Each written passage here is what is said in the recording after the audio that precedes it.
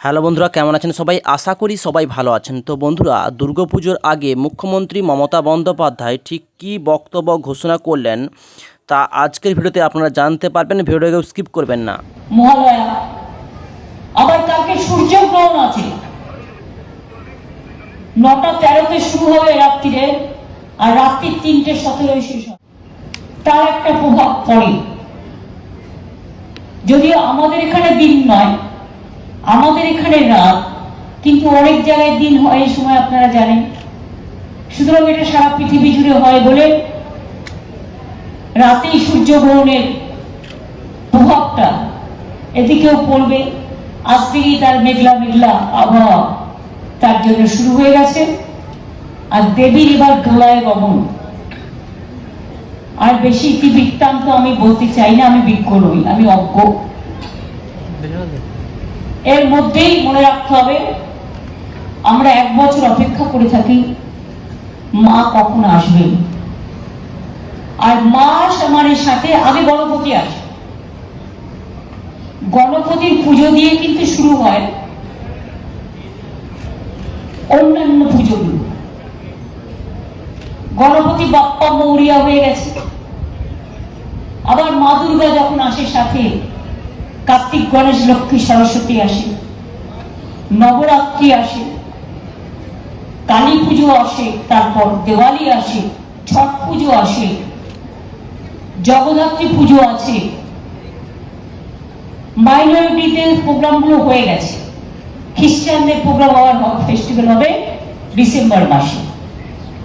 আমরা যতই আধুনিক হই, মনে রাখবেন পুজোর দিনক্ষণ কিন্তু আমরা তৈরি করি না। পাঁজিকেতে যারা তৈরি করেন তারা কিন্তু এই চন্দ্র, সূর্য, গ্রহ, তারা এসব মেনেই করে। ঈদের সময় দেখবেন সরু একটা চাঁদ ওঠে, জাস্ট একটা সুতোর মতো, ওই চাঁদ দেখে ঈদের দিন ঘোষণা হয়। আমাদের এখানেও দেখবেন মহালয়া, অমাবস্যা কেটে যায় পিতৃপক্ষ, আসে দেবী পক্ষ। কালী পুজো হয় আবার অমাবস্যায়, লক্ষ্মী পুজো হয় আবার পূর্ণিমায়। সবকিছুর মধ্যেই প্রকৃতি জড়িয়ে থাকে, আকাশ জড়িয়ে থাকে। আকাশ, বাতাস, পাহাড়, সমুদ্র, সবুজ জল, সবকিছু নিয়েই আমাদের সবকিছু। সবাই ভালো থাকুন, সুস্থ থাকুন, সুন্দর থাকুন। আজকে মণ্ডপের উদ্বোধন না হলেও আগামীকাল হবে।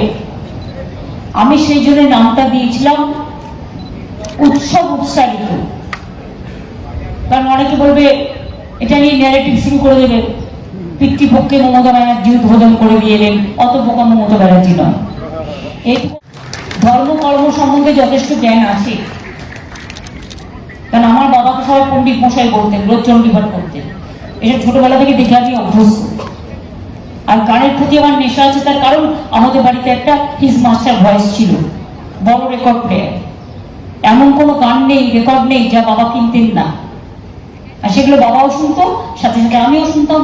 তাই আমার কিছু হলো 1000-এর উপর গান মুখস্থ।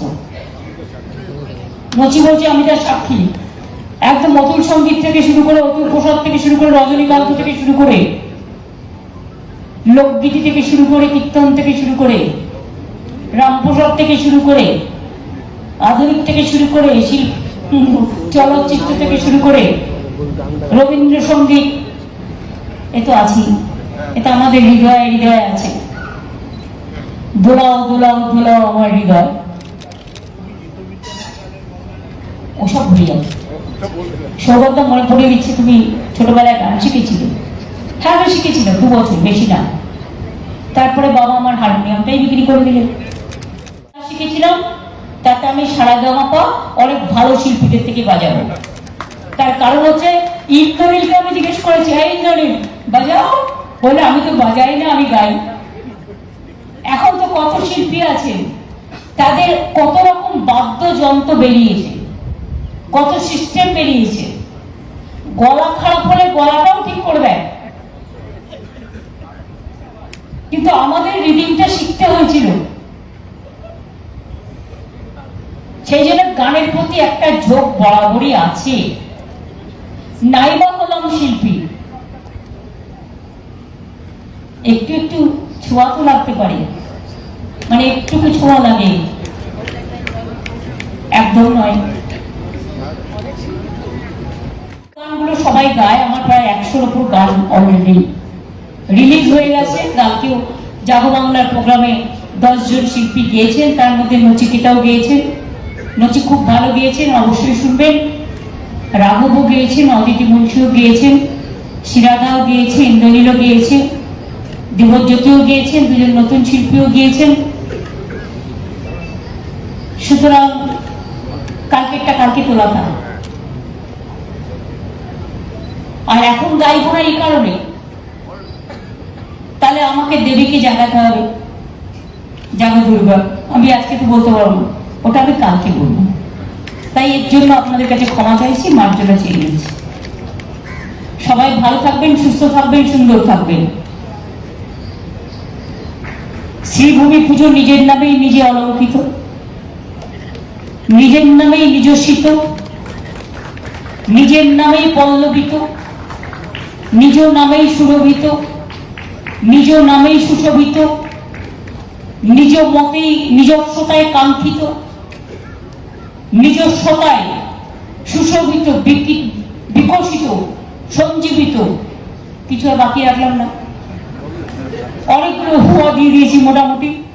সুতরাং আপনাদের মাধ্যমে জেলার পুজোগুলো কিন্তু আজকাল দারুণ করে।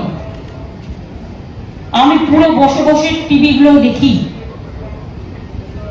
ব্লকের পুজোগুলো খুব ভালো করে, ভীষণ ভালো করে। তাদেরগুলো আমি দেখি, লক্ষ্য রাখি। অনেক সময় তারা কলকাতাকে কম্পিটিশন করে, এবং আমরাও পুজোতে প্রায় 48 থেকে 50,000 ক্লাবকে অনুদান দিয়েছি। এটা আমি অনুদান মনে করি না, এটা উৎসাহ দান।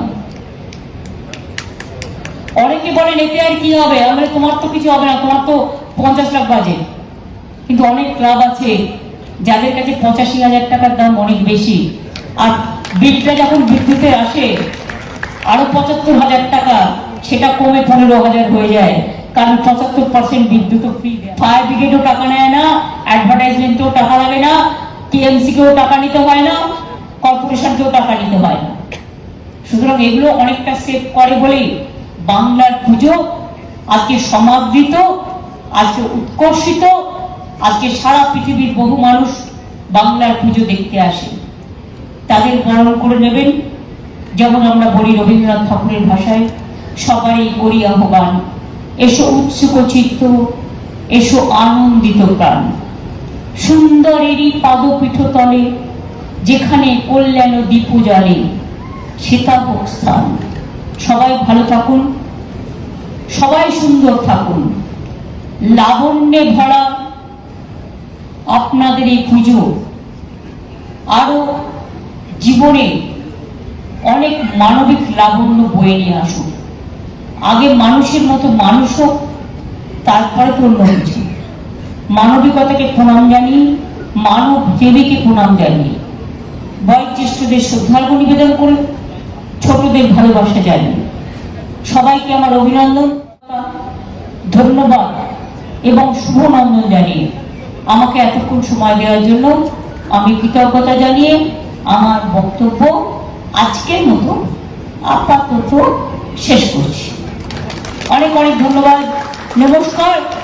জয় মা দুর্গা, জয় মা দুর্গা, জয় মা দুর্গার জয়, জয় বাংলা, জয় বাংলা, জয় বাংলার জয়। ভালো থাকবেন, সুস্থ থাকবেন।